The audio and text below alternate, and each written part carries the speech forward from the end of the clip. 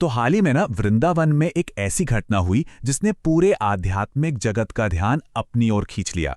दो बहुत बड़े संत जिनकी शैलियां एक दूसरे से बिल्कुल अलग हैं, वो एक साथ आए। चलिए जानते हैं कि इस मुलाकात में ऐसा क्या खास था। तो प्रेमानंद महाराज ने धीरेंद्र शास्त्री से कहा, आप तो हमारे भगवान के पार्षद हैं। अब ये जो बात है ना, ये सिर्फ कोई तारीफ नहीं है, इसके पीछे एक बहुत गहरा आध्यात्मिक मतलब छिपा है। एक इतने अनुभवी संत का एक युवा संत से ऐसा कहना, आखिर इसका मतलब क्या हो सकता है? यही वो बात है जो इस मुलाकात को इतना खास बनाती है। लेकिन भाई, इस गहरी बातचीत में उतरने से पहले ये जानना तो जरूरी है कि ये दो महान आत्माएं हैं कौन। मतलब क्यों इनकी एक मुलाकात इतनी बड़ी बात बन गई। तो देखिए, कहानी में दो किरदार हैं। एक तरफ है प्रेमानंद महाराज, वृंदावन की वो शांत गहरी भक्ति की आवाज, और दूसरी तरफ ऊर्जा से एकदम भरपूर धीरेंद्र कृष्ण शास्त्री, जिन्हें लाखों लोग बागेश्वर धाम सरकार के नाम से जानते हैं। सोचिए, दो बिल्कुल अलग धाराएं, पर मंजिल एक ही है। तो चलिए अब सीधे उस पल में चलते हैं जब यह मुलाकात हुई। और यहां पर धीरेंद्र शास्त्री जी की जो विनम्रता थी, उसने वाकई में सबका दिल जीत लिया। एक साधक जब गुरु के पास पहुंचता है तो उसका भाव कैसा होना चाहिए, ये यहां साफ देखने को मिला। तो जैसे ही धीरेंद्र शास्त्री आश्रम में पहुंचे, उन्होंने सीधे प्रेमानंद महाराज के चरणों में साष्टांग प्रणाम किया। अब ये सिर्फ एक झुकाव नहीं था, समझिए, ये अपने पूरे अहंकार को गुरु के सामने रख देने जैसा था, एक साधक का पूरा समर्पण। और फिर उन्होंने जो बात कही, उसने सबको हैरान कर दिया। उन्होंने माना कि हम तो मुंबई के मायाजाल में फंस गए थे। जरा सोचिए, एक संत जो लाखों लोगों को रास्ता दिखा रहे हैं, वो खुद को भ्रम में एक जाल में फंसा हुआ महसूस कर रहे थे। ये उनकी ईमानदारी और विनम्रता दिखाता है ना? अच्छा, तो ये माया आखिर है क्या? देखिए, आसान शब्दों में कहें तो ये एक तरह का भ्रम है, एक इल्यूजन। ये हमें यकीन दिलाती है कि जो भी हम अपनी आंखों से देख रहे हैं, पैसा, नाम, शोहरत, रिश्ते, बस यही सच है। और इस चक्कर में हम असली सच्चाई यानी ईश्वर को भूल जाते हैं। धीरेंद्र शास्त्री इसी जाल से निकलने का रास्ता ढूंढ रहे थे। तो अब आती है कहानी की सबसे दिलचस्प बात। प्रेमानंद महाराज ने इस समस्या का समाधान कैसे किया? उन्होंने धीरेंद्र शास्त्री को एक बिल्कुल ही नया, एक बहुत ही शक्तिशाली नजरिया दिया। देखिए, उन्होंने धीरेंद्र शास्त्री को डांटा नहीं, कोई लेक्चर नहीं दिया, बल्कि उन्हें एक तरह से गले लगा लिया।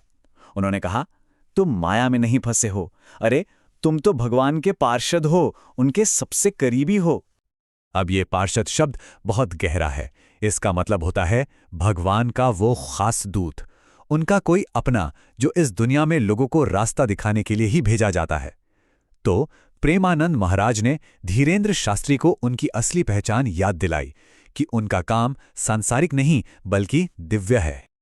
तो बात का सार ये निकला कि धीरेंद्र शास्त्री माया में फंसे नहीं थे, बल्कि वो तो एक गोताखोर की तरह हैं जो जानबूझकर माया के समुद्र में उतरता है ताकि दूसरों को बचाकर बाहर ला सके।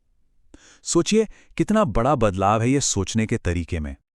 तो सवाल उठता है, फिर माया से लड़े कैसे?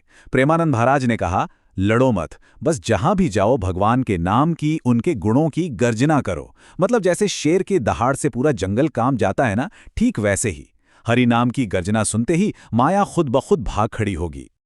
तो आखिर वो कौन सा अचूक हथियार है जिससे माया पर जीत हासिल की जा सकती है? प्रेमानंद महाराज ने एक बहुत ही सरल लेकिन अचूक रास्ता बताया।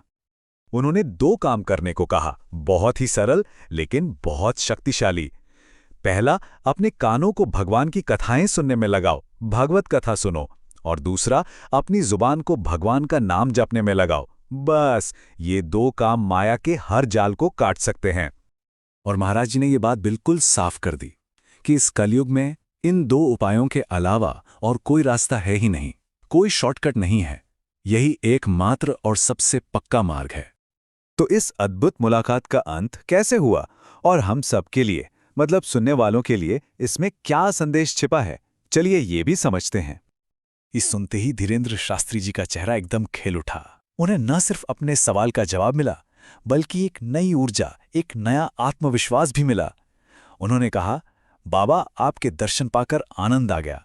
आप जैसे महापुरुषों की वजह से ही तो धर्म का ये रास्ता आज भी जिंदा है। और यहीं पर हमें इस मुलाकात का असली महत्व समझ आता है। देखिए, जब दो संत मिलते हैं ना, तो वो सिर्फ दो लोगों का मिलना नहीं होता, वो दो आध्यात्मिक शक्तियों का संगम होता है। एक ऐसा संगम जो पूरी परंपरा को एक नई ऊर्जा देता है और हम जैसे करोड़ों लोगों को प्रेरणा देता है। और अब आखिर में एक सवाल हम सब के लिए है। धीरेंद्र शास्त्री को तो अपने माया जाल का समाधान मिल गया, पर क्या हम भी अपनी जिंदगी के इस शोर शराबे और उलझनों के बीच इस प्राचीन ज्ञान से अपने लिए कोई रास्ता निकाल सकते हैं? इस पर विचार करना तो बनता है।